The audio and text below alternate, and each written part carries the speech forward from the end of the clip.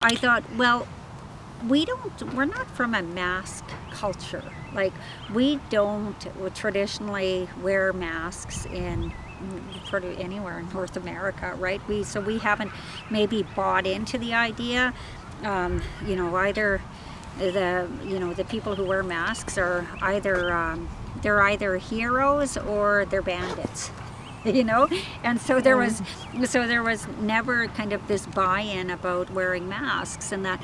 And so I thought, okay, this is who I'm targeting, this community of Indigenous elders, veterans, and communities in need.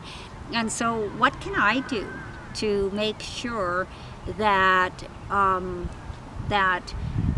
to bring them on board, to bring them on board. So what I started to do was to make Indigenous themed masks, like Métis Nation with the sash or with Indigenous fabrics and that, and really brought into it a cultural flavor, because I thought, well, if you're proud, in the same way you might wear like a Rider's jersey or whatever, if you're proud, then you're more likely to wear it, right? And so I started by doing that, and it really ended up taking off. And then I also, in addition to that, I had also being mindful that the elders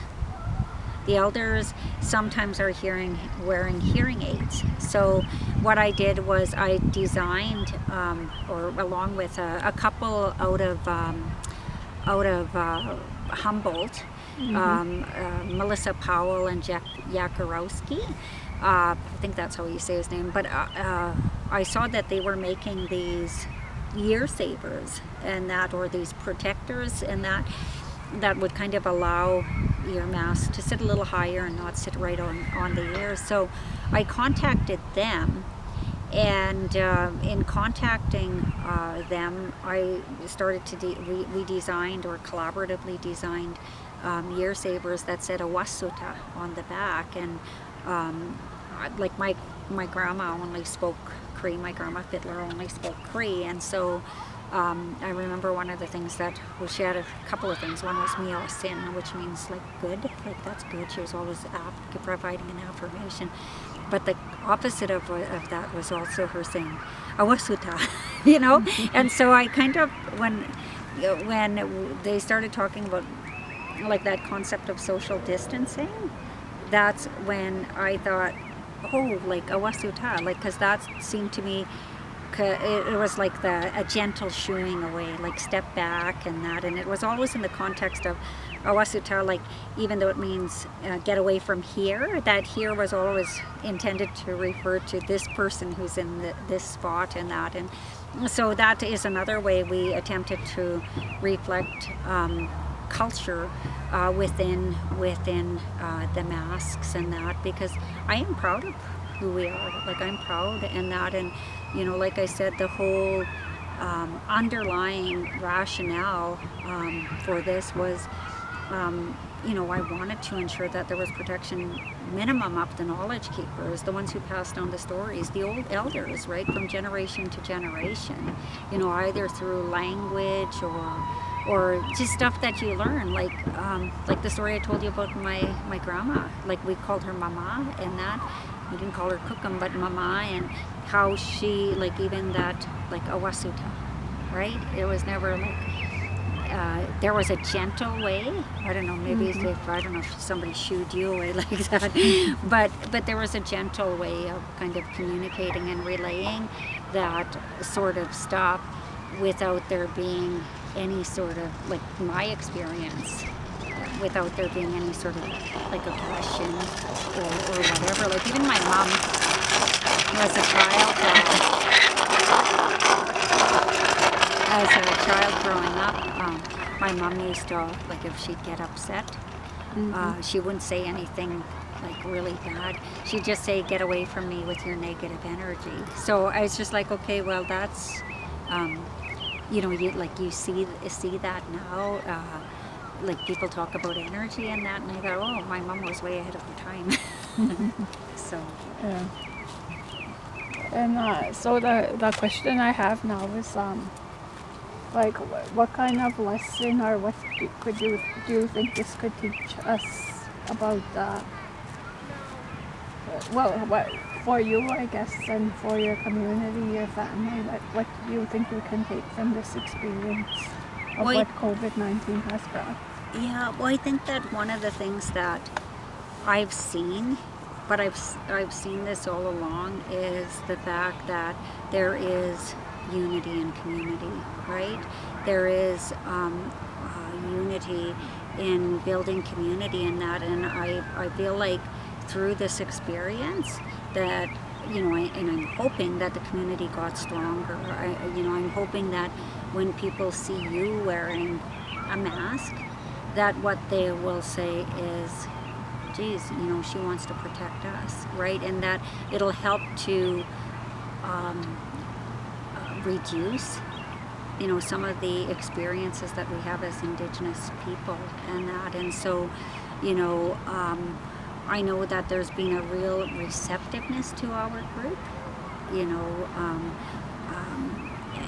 and I think part of that has to do with, they go, okay, well, there is a positive contribution. Most of our seamstresses are Indigenous, and I was telling them, I was saying, yeah, it's kind of funny because, sometimes when you get to a certain age, you may not be as valued as much for your contributions. Like when you're in your 50s, your 60s, you're young, you probably haven't experienced that, but you do, right? And I said, but like, it's so remarkable that all of these women now, who all that knowledge that we acquired through our lifetime, in terms of our resilience, in terms of our commitment to helping others, in terms of, just our basic skills, it's all come in handy for the benefit of not just Indigenous communities, but non-Indigenous communities as well.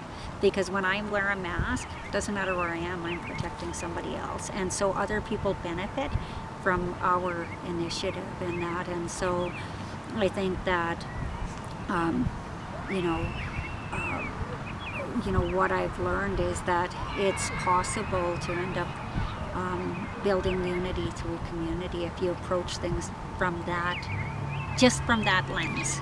Like everything is through that lens. It's all about reconciliation. It's all about promoting good relations. Because I always just say, I'll say exactly that. I'm protecting everyone around me. Doesn't matter what color they are, what race they are, and I'm doing them also,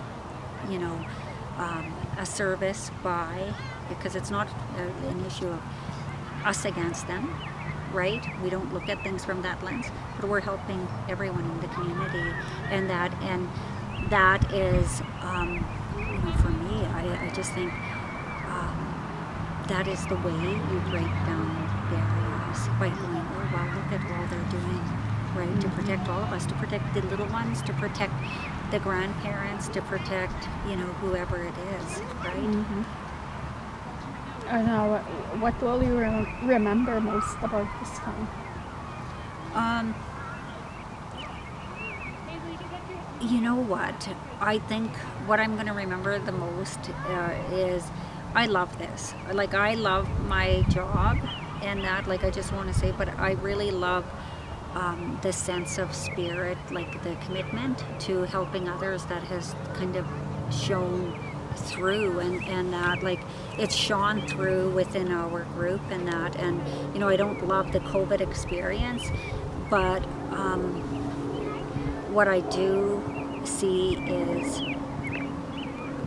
more and more people working together, and I think that is something that I may not have seen as readily before, and but I see that every day in the way that, like, we're supported. So I've kind of, I guess when you're in almost like, if somebody's drowning, right? So this is the way I see it. It's like the drowning man theory. You have a choice, because there's been a lot of division between the communities and that. And so if somebody is in the lake drowning, you can continue to fight, or you can work together and you can save that drowning man. And what I've seen is that communities are willing to work together, whether it's United to send, support up to the north, because there was lots of support that went into the north, right, to help the communities and that. And in so doing, they were investing into their own safety, right? And so, so unity, through community and that, during this time has been something that I thought has been, it's a little bit of an eye-opener. Mm-hmm. Yeah. Those are all the questions I had, but is there anything else you wanted to mention that I haven't asked about? No, I mean, I just think that this fall,